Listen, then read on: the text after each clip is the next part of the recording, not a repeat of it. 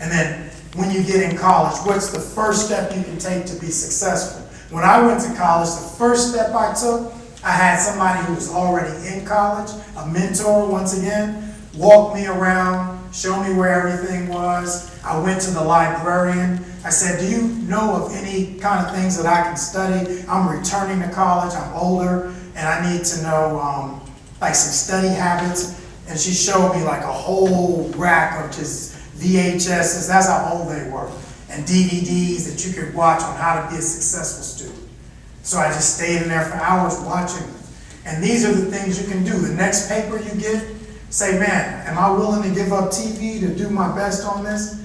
Like, for one time in your life, just see how well you could do if you really tried your best. Because I know a lot of us, we skate through it, but how well could you really do if you just said, you know what, I'm committed. I'm going to give it everything I got.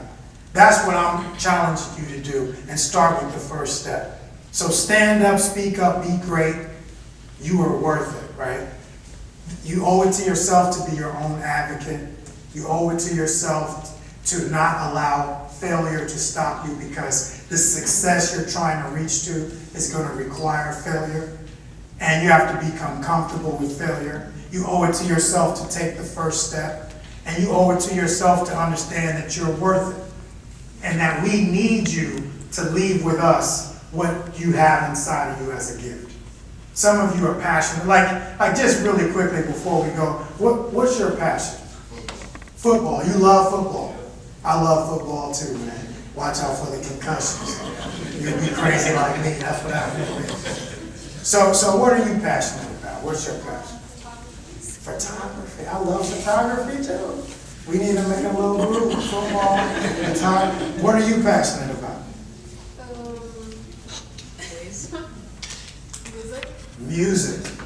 You know I love music. See, that's like my life. I'm holding in front of me. High school football player, photography. Somebody stole my camera. That's okay. And then music. No, it's true. But those things, when you put the time in, we need the photos that you're going to take. We need you on the field on Sundays, if that's what you ultimately end up doing.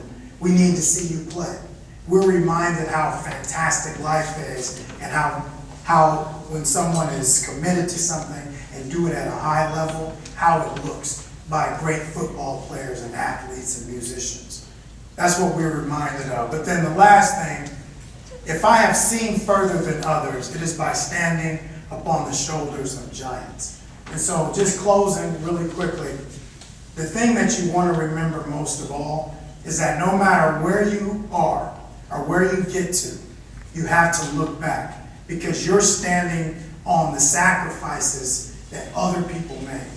Like people, even this is a sacrifice for a lot of the workers and volunteers who came to assemble this for you, to give you an opportunity to listen and hear some sound advice. So when you make it to where you're headed to, put somebody else up on your shoulders. Look back and don't forget your family. Don't forget your community. Don't forget your city. Don't forget your country. Don't forget the world. And that's what I love about this photo, because giving starts the receiving process. How many of you knew that Oprah started a school in South Africa for girls?